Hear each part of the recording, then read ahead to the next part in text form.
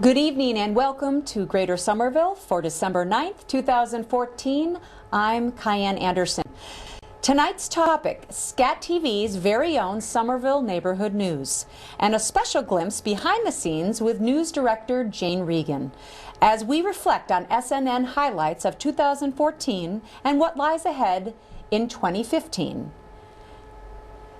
Jane is an accomplished journalist who has done many documentaries, in which I'll get into in a little bit, but please join me in welcoming, in her debut appearance here on Greater Somerville, in our new and improved set, I should say, Jane Regan to the show. Welcome to the show. Thanks a lot, Cayenne. In fact, Greater Somerville, it is the first time I've been on the show, but I've been familiar with the show since way before Somerville Neighborhood News even started. Okay. We had to watch, I make some of my reporters watch some of the episodes. They're really good. You guys have great guests on. Seriously, and you get into... She's buttered me up already. No, you do in-depth interviews. There's nothing can replace that. They're great. Yeah. Well, thank you very much. I appreciate you saying that. So I have been wanting to get Jane on for a while now. She's very busy doing a ton of different things all at one time. And one of the reasons is because SNN, and for those of you at home who don't know, SNN, Somerville Neighborhood News, has been going on now for a little over a year, like the end of 2013. Yep. And this was something that kind of was a vision. Wendy Blum, the executive director, yourself, and you guys were like, you know, let's create something that, you know, Greater Somerville does more of an in-depth look at, you know, news, whereas you guys go and do small snippets, but really important packages of the news of all the things going on. Well, we give it a shot. It's tough. It's a big city and there's a lot going on. There is a lot going on, but you do a wonderful job of covering that. And we're going to get into a little bit more about SNN, but I always like to find out about my guests in terms of how you got here, because I always think that, you know, that's the reason why it makes things interesting, because obviously you put everything into the news, but you were someone before you got there. So let me just say that. So award-winning multimedia journalist and filmmaker for over 3 decades. I hope it's okay to say that. Unfortunately. Yeah. You look young. You look young. So you became the news director of SNN 2013. But some people don't know, you actually were the executive director of SCAT TV in 2000 and 2001. Right. I sat right over in that corner office where Wendy sits. That's so funny. So you're very familiar with kind of what's going on in the well, I mean, a lot has changed technology-wise. Technology has changed. A lot of things in the city have changed. But it's really nice to come back and work at SCAT TV. I think SCAT TV is a much better place and a more interesting place than it was when I was director. But what's really nice is that I see some of the same folks at community meetings, and so that's really nice. That people talk to you. They don't just shove the microphone away. No. Some people talk to me. Yeah, no, actually we get along pretty much with everybody, because everyone should, everyone, I think, has respect for the work we do. Nobody thinks they're our best friend, and nobody hates us. And that's kind of the sign that you're doing good journalism. A good place to be. Yeah, because they recognize that what you're doing is you're trying to tell the truth, and sometimes you're really digging deep and telling the truth. Which gets people uncomfortable. It might annoy them, but they can't, like, sort of say, oh, you have it out for me, because we're just doing You have it out for everybody, including myself. I'm sure I'm going to get critiqued. Don't. I'm just kidding. Equal opportunity. No, I like that. So you're also, on top of everything, you're an adjunct professor at Tufts University. Sometimes, not this semester. Not this semester. Okay, so you're focusing on SNN. And then this is something that Jane has done for years, and it's very fascinating work. You do a lot of work in Haiti, specifically 2010 to the present, with all the devastation that's gone on over there. You're an adjunct professor at the State University of Haiti, and more readily is the Haiti Grassroots Watch, which is investigating and analyzing the reconstruction process after all the devastation that you've been doing since 2010. What a wonderful, I mean, you were over there for a big chunk of time, correct? I actually was figuring it out. Actually, in the last 30 years of my career, I lived in Haiti for 15 years. Wow. So after the earthquake, I went back I was living up, and actually I was living in Cambridge at the time, and I was actually working in Washington, so I was commuting. But I quit my job and went back to Haiti in 2010 to start doing this investigative journalism project. And in fact, Cayenne, what's really interesting is a lot of people think that learning goes north-south, but in the case of Somerville Neighborhood News, a lot of the stuff we do and the way that we're able to have young reporters who are students do good in-depth journalism, that's based on a model I developed in Haiti. Really? So with Haitian students. And so it's kind of fun that like things that best practices developed in supposedly the most poorest and maybe least educated country in the world are helping inform us on how we do our stuff here in Somerville. Oh my goodness, that's wonderful. And so check out more of this, and this is all going to be on our website. So, but it's HaitiGrassrootsWatch.org. Very, very impressive. To be honest, so I printed this up, and Jane's like, "Holy cow, Kaya, this is going to be like a 3-hour show." I'm like, "Well, no, that's not it, because we both have meetings after this, so we have to hurry it along." But that said, Jane has done some incredible work. Unfortunately, I'm not going to be able to mention everything. Worked at the AP Television News for 6 years. You've been a director of communications at the U.S. Public Interest Research Group. Education, very interesting. I'm not going to get into that only because you're just a very smart ticket with Harvard University on one of them. And you're fluent in English, Spanish, French, and Haitian Creole. Yeah. Another impressive thing. All these awards, publications, you do really powerful documentaries, for example, like When the Drum in Beating, which was a 2011 Tribeca Film Festival Award premiere, and it was an award-winning film. Tell me a little bit about that. That was about a band called Septentrional that any old-time Haitian cab driver will know. It's the oldest big band in Haiti, and me and 2 friends, one is Haitian and one is from New York City, we decided to follow the band and try to understand how can, in a country that's facing so many challenges, poverty, disease, then the earthquake came, how is it that people can get up every day and make a joyful sound, basically. Yeah. So it's kind of political, it's kind of about arts, it's kind of about culture. It's called When the Drum is Beating. Oh, and that's okay. It's showed on public television, and if you're interested in it, you can actually, I think, buy the DVD, but I don't get any money from it, so it doesn't, no skin off my back if you buy it or not. But it's a wonderful story. Yeah, you can actually watch it on iTunes. So if you're someone who loves big band, Septentrional's music is influenced by sort of Count Basie big band, but also Cuban music and voodoo rhythm. Okay. So check it out on iTunes and let us know what you think. Okay, that's great. And then Seeds of Change.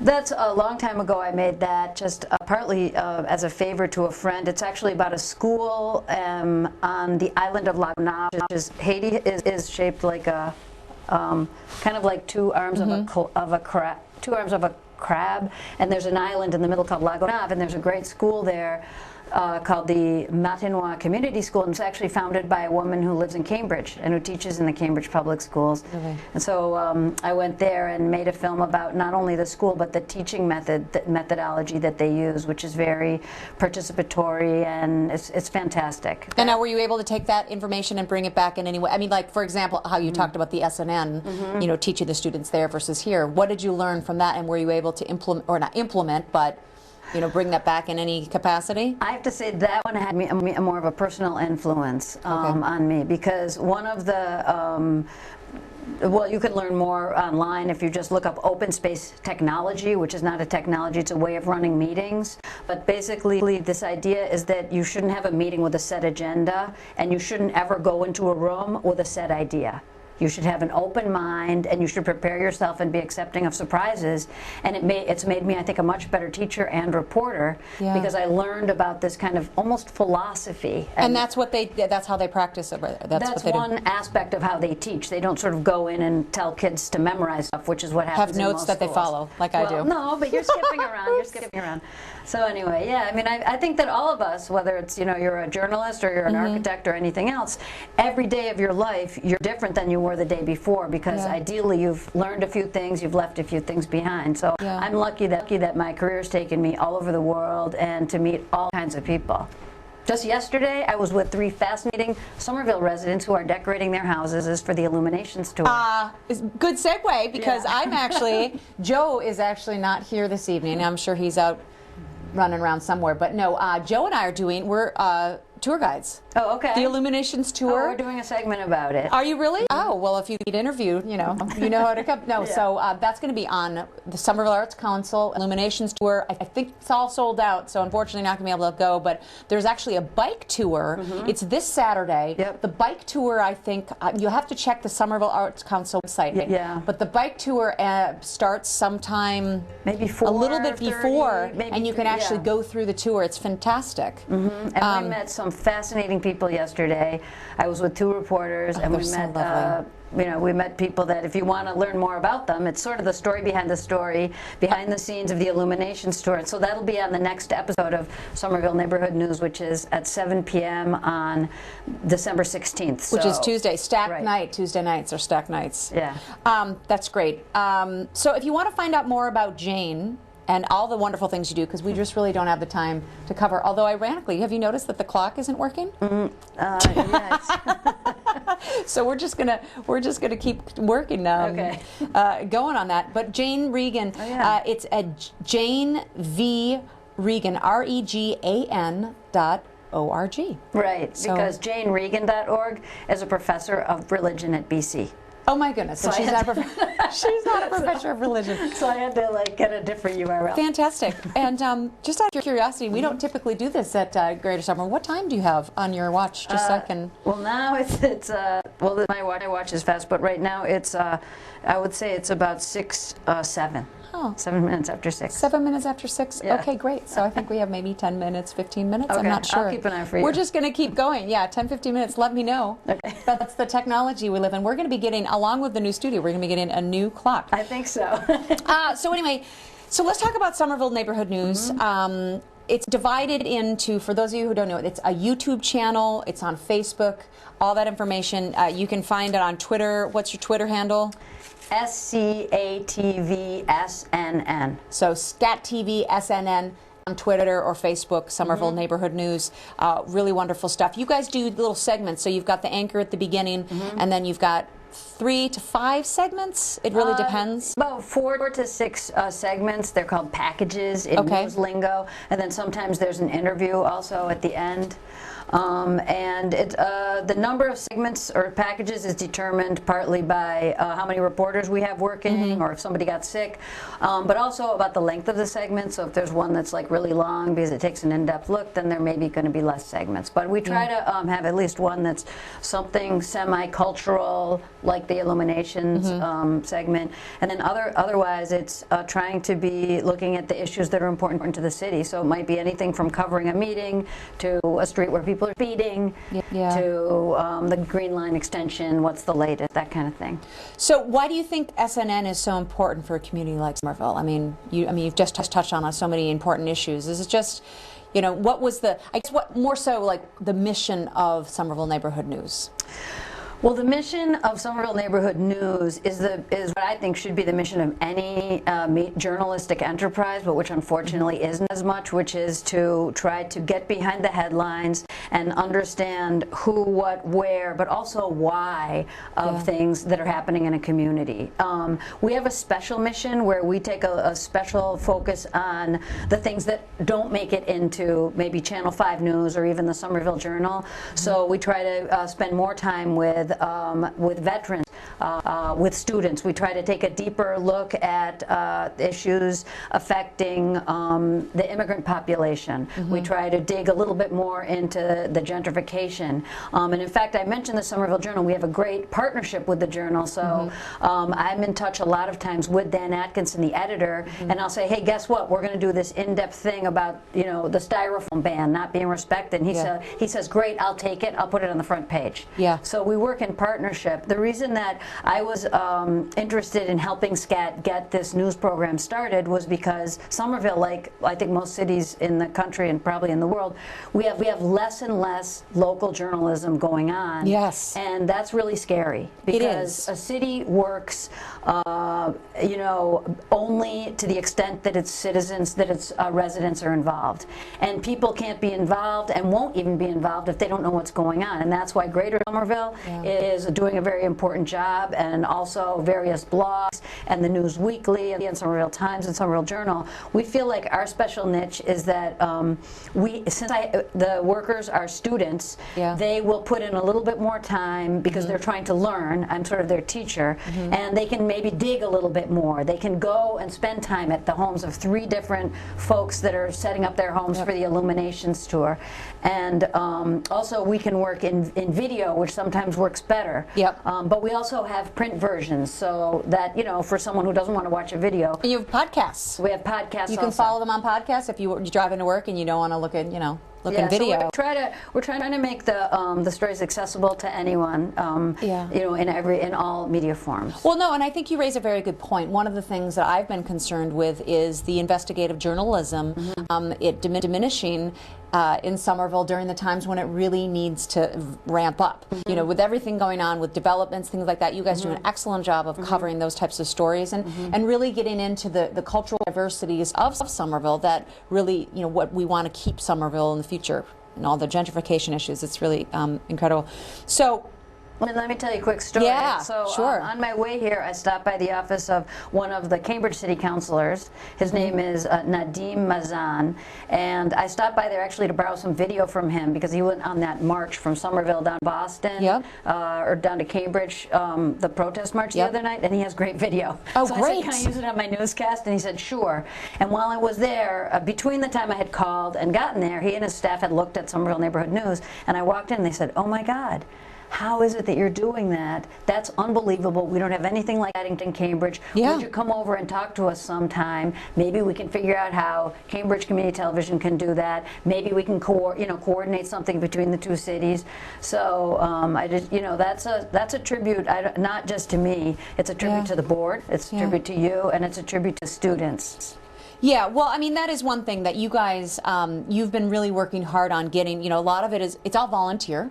Except for, you know, you volunteer, I mean, you work so hard on little time. The volunteers, people can get involved anyone, right? An anchor, I mean, they just get in touch with you. Yeah, we don't have too many. I'd love to have more community members involved. If you don't want to be a reporter, because it does take a lot of time, we'd love you to go out with an intern team. So the other night we had 2 reporters. They're college students. They went to the McGrath Brick Bottom meeting. But they were with a SCAT member who lives at Brick Bottom. So he was like their local source. He said, oh, that's the important person. Oh, these are the big issues to look for. We've done the same thing with Joe Lynch at the meeting at Lowell Street. He helped the reporters. He oriented them, and he said, here's what to look out for. Here's what to listen for.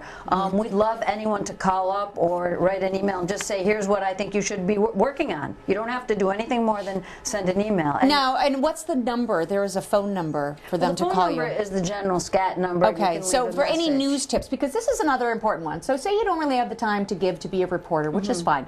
But if you have a news story idea, like you and I have kind of gone through and talked about, you know, varied news stories, what would be interesting, or, you know, what's topical. And I mean, you will never lose, I mean, there's so many things going on. So you really don't. So, yes, if anyone wants to, though, you could send an email to news@scatvsomerville.org. So, easy enough. Or you can just call the SCAT number, just leave a message with your name, and I'll call you back. So Somerville Neighborhood News has had a slew of stories. I was watching episodes this week just to kind of catch up on things, and I'd have to say, you know, every single one is so informative. And so if you can go backlog, because some of these stories aren't, some of them are timely, but some of them are just good to knows and things that, you know, you could listen to at any time. So just because you've lost the last few episodes, you've missed them, I still think it's worthwhile for viewers at home to go and watch them.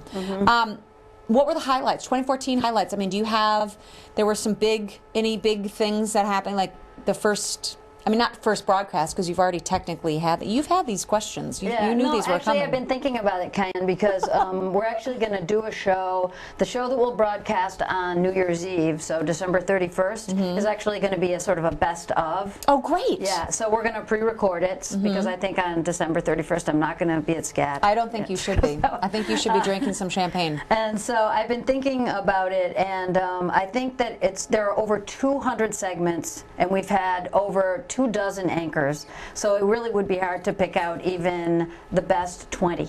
That would be impossible. But I think that what I'm proud of is are the 2 stories we did on the styrofoam ban. So we've been keeping an eye on there's a ban on those containers, they're called clamshells, and on the styrofoam coffee cups. And the city kind of like ignored it or got like a late start in getting it off the ground, and we lit a fire under their various so that helped. And then the plastic bag one was great. The woman who brings her trash bag to the meeting just says, "Oh, I just collected these on my way here," or something like. That was very powerful. Yeah, actually, we've done 2 on plastic bags too, and both of those were the ideas of students or members. But also, I'm proud of we've done, I think, a total of about 6 or 7 stories that are linked somehow to housing, affordable housing, gentrification, the rise in, the downsides of the great things that are happening in Somerville. Yeah. So it's kind of, I think that like for the December 31st show, we'll show a few little excerpts of some of those packages. It's really hard to do in-depth reporting when your staff turns over 100% every 3 months. Yeah. And that's what happens because it's students, and they usually are with us for a semester. But I think that the kids are so smart. They come from BU, Tufts, Northeastern, Simmons, Emerson, and they're so hardworking, and they really do care. They really care about not only being good journalists, but they actually care about the subject. So we've been able to, I think, dig into some of the issues related to Somerville's development in a pretty good way, and into the issue of immigrant kids, the challenges that young people face. Yeah. Well, I think that it's, I mean, and for those of you at home who want... It's been 10 minutes since the last time. It's been 10 minutes. So we probably, I think we've got maybe about 7 more minutes, and then we're going to just stop, because we don't know how long we've been talking. But that being said, I think one of the advantages, just so that people at home know, you don't have to be a student to help. You can volunteer in whatever way. So it just so happens when you watch Somerville Neighborhood News, some of the anchors can be younger students, but I've been an anchor. You've had Tarsha and her, they've been anchors. Tarsha and Dennis, Yvette. We actually have like a little anchor seminar on Wednesday, and we have 12 people signed up. Wait, this Wednesday? Yeah. Okay. And 12, nobody else can sign up because that's too many already. Okay, that's okay. That's okay. But we're going to have another one in January or February.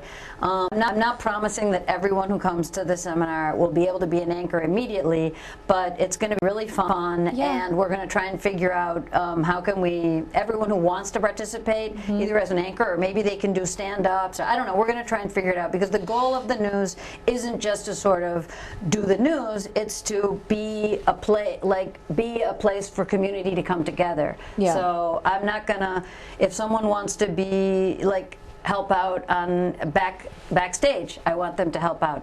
Like I said, if they want to come and just hang out with us one day to help us do a story on Powder House School, I don't have any connection. We don't know anything about the whole Powder House School thing. We're missing the meeting tomorrow, so I'd love to have any Somerville resident who wants to help us figure out that story. Yeah. I think it's really help. And it's interesting too for anyone who's never been in an actual TV newsroom. I mean, you get to see the green screen is pretty phenomenal, right? I mean, because you guys, I mean, I'm just going to share a little secret. They look like they're in this big spiffy space, but it's really modern technology that's helping them, and they could catapult themselves to Paris if they wanted to. Maybe next episode. Maybe Joe Lynch can be in Paris. He's going to be your guest anchor. Yes, if anyone is interested in just coming and hanging out on the set the day we record and learning more, just get in touch with me, but it's usually every other Monday is when we record the anchor. Hot topics. I'm going to push this again, because there has to have been a couple of stories, and I'm trying to figure out which ones they are. What were the ones that were the most heated? I mean, the styrofoam ban. I think the development ones are always a little heated. The assessors, I mean, you just kind of covered that, but there was another one on the assessors, the property taxes going up, that was a very passionate. I remember this woman getting up and saying something about not being able to live here. And yeah, that was actually, though, that was just a meeting. What happens is we ought to give a shout out to City Cable. Those guys, it's mostly guys, I think, they cover every big Board of Aldermen meeting, and the entire meeting, if you have the patience, those are really worth watching. And so for that, one of those episodes you're talking about, or stories, it was actually City Cable did the work. We just did the editing. Okay. So those are online live and they're archived. But one story that actually caused a lot of flurry on the email had to do with sports fields. Should they be grass or should they be artificial turf? Wow. And that's a flurry. Yeah, and that's still going to be a big decision facing Somerville. So they haven't decided yet? No, and I think that there's downsides to both, but I think that the anti-turf people, there are more anti-turf people than anti-grass. Both are going to be expensive. Somerville doesn't have enough good playing fields right now for the number of people who want to use them.